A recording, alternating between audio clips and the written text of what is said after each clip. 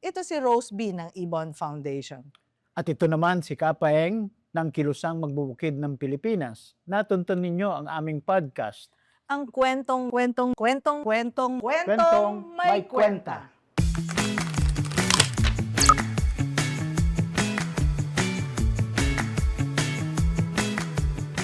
Mula 1991, nag-land grabbing din para sa land use conversion. Okay, oo. Kaya ang isa Iba yung layunin. Ang isa ko ring parang suspetsa kung bakit malayo yung satellite mapping at saka yung census ay dahil sa LUC, sa land use conversion, no? Mula sa agrikultura ay andali na lang na nilalagay ng mga LGU sa ibang gamit. Tama po ba? Hindi lang yung conversion, yung reclassification ng agricultural lands to other classification. Sino ba nagpapasa ng comprehensive land use plan?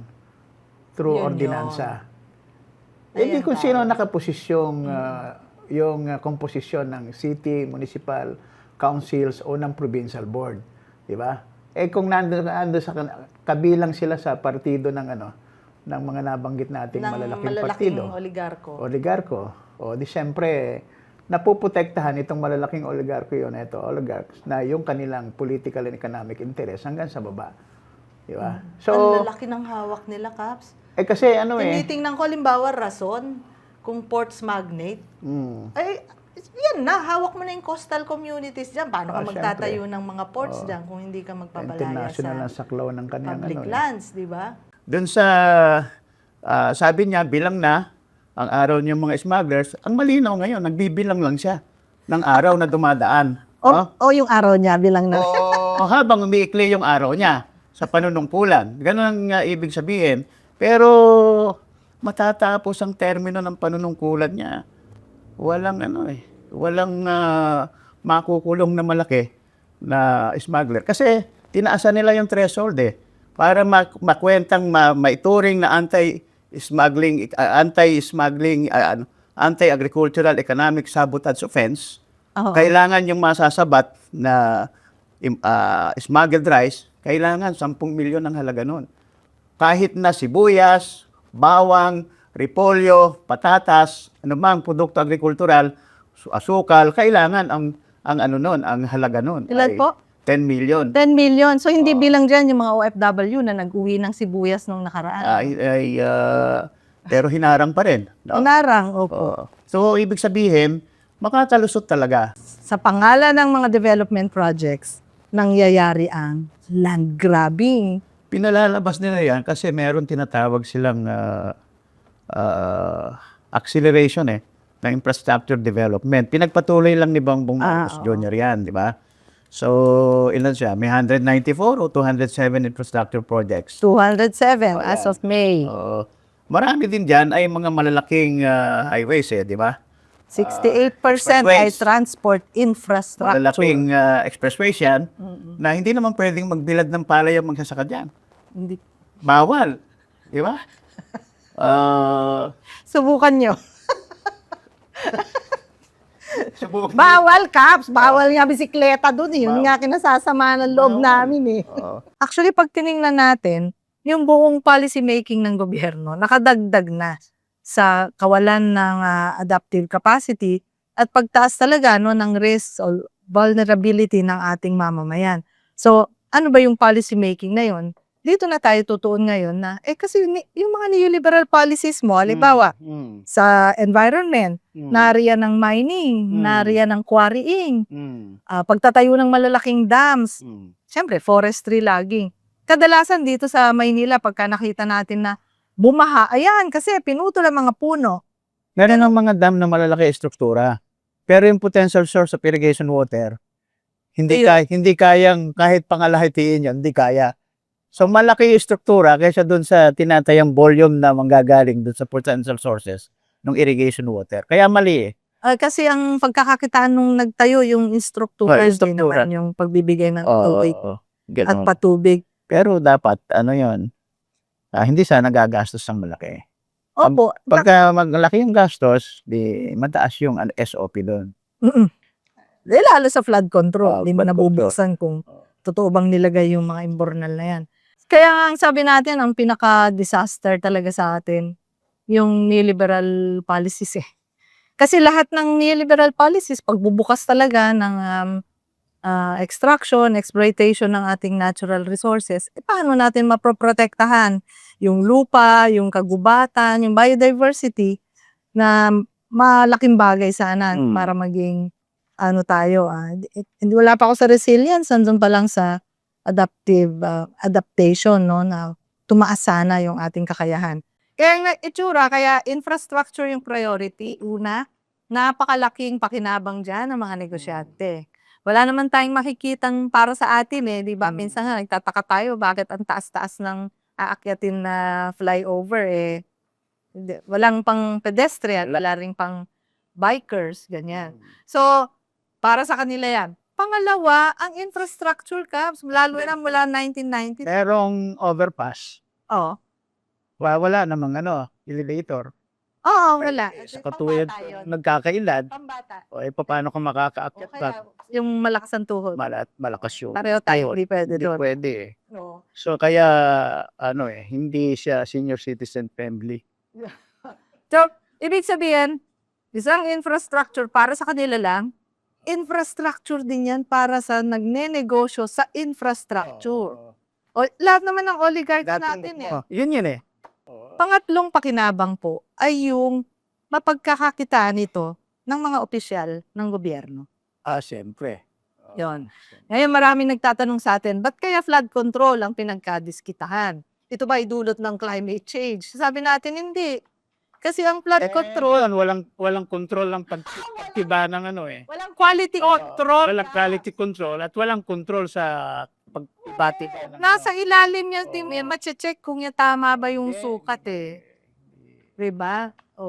Yung sukat, nakita mo nga yung imbornal ka mo Imbornal mas malaki pa yung umorder ka ng tig-500 siguro ang halaga ng pansit Malabon Mas malaki pa yung para sa walaw. yung Para sa meeting, hindi sa paano sa yung volume nung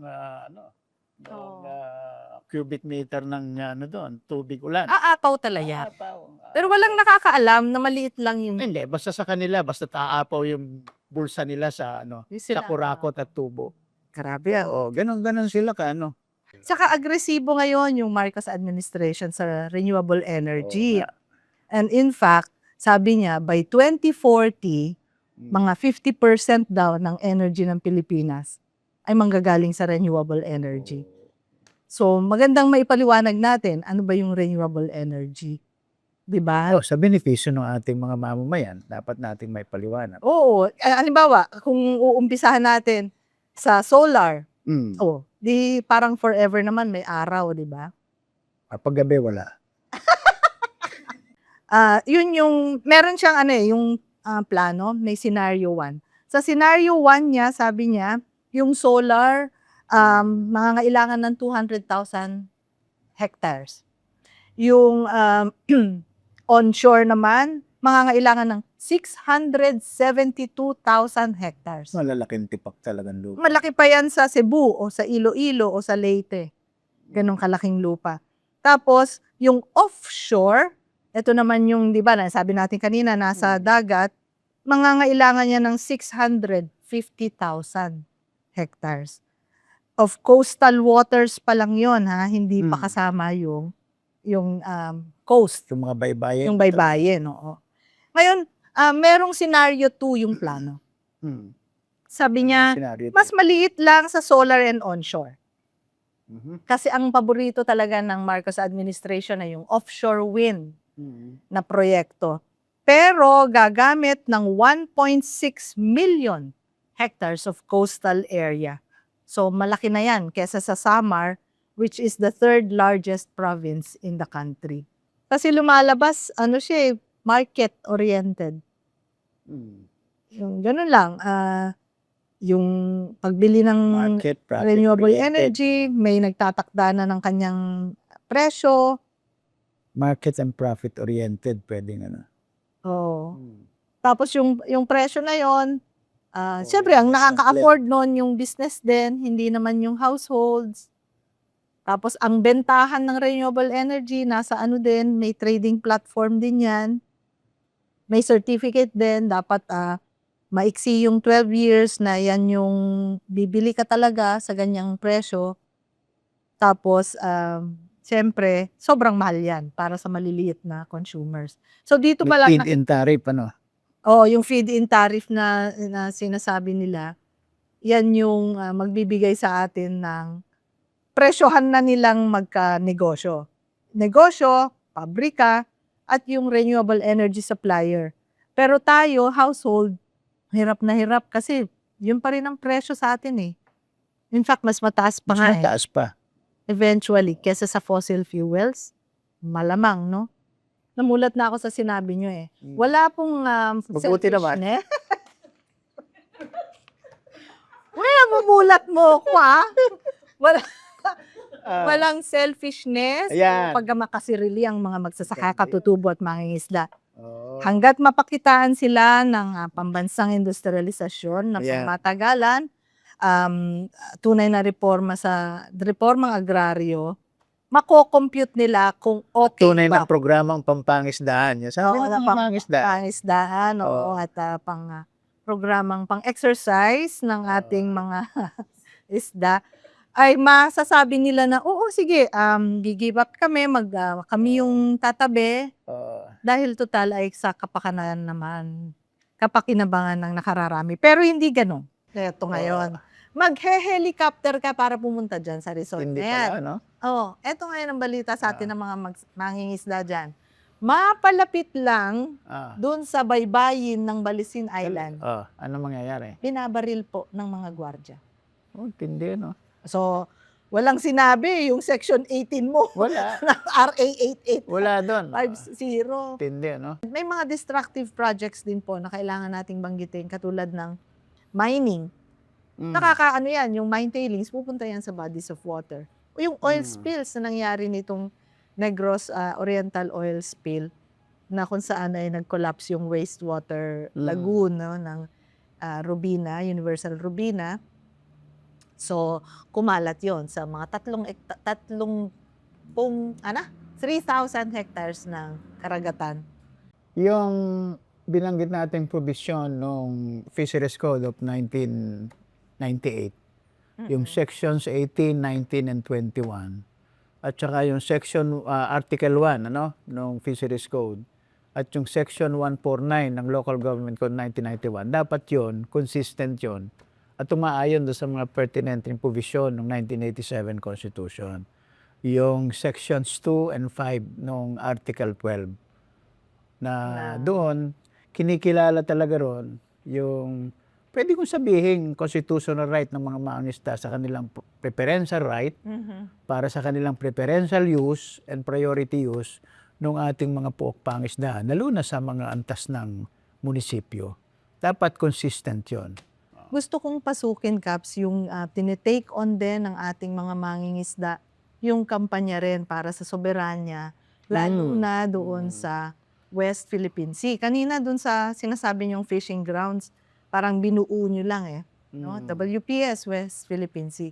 Pero ang pagkakaalam ko ay merong siguro mga 5 major fishing grounds doon pa lang sa WPS mula sa Luzon hanggang sa Mindanao, no? Sa Palawan. Pertinent din provision din yung 1987 Constitution, particularly yung Article 12, na yung exclusive right nga, sinabi doon Hindi pa nga preferential. Exclusive right. Sa territorial waters. Sa territorial waters, kasama na yung sa onshore and offshore yan no? Areas niyan yung exclusive right ng mga Filipino citizens. Kaya bawal talaga yung dayuhan Pinagbabawal nung saligang batas ng Pilipinas Siyempre doon sa mga territorial waters natin, kung saan may jurisdiction, may soberanya ang Pilipinas. Tama lamang na at all times ay ina-uphold, pinagtatanggol yung ating pambansang soberanya. Diba? Hindi naman pwedeng sabihin ng iba, lalo na ng mga sumasang-ayon sa panghihimasok o nagiging katulong sa panghihimasok ng mga dayuhan sa teritoryo ng ating bansa na ano ba magagawa ng maliliit na mga mangisda, di ba? Para tutulan o sagkaan yan, di ba? Nakakalimutan naman kasi nila na yung mamamayan ang higit na mapagpasya, hindi yung mga bagay, di ba? Kap, so ayun, tapos na ang kwentuhan natin, pero hindi pa natatapos ang kwento. Kaya hintayin po natin at subaybayan natin ang ating podcast. Ang kwentong Kwentong kwentong may kwenta!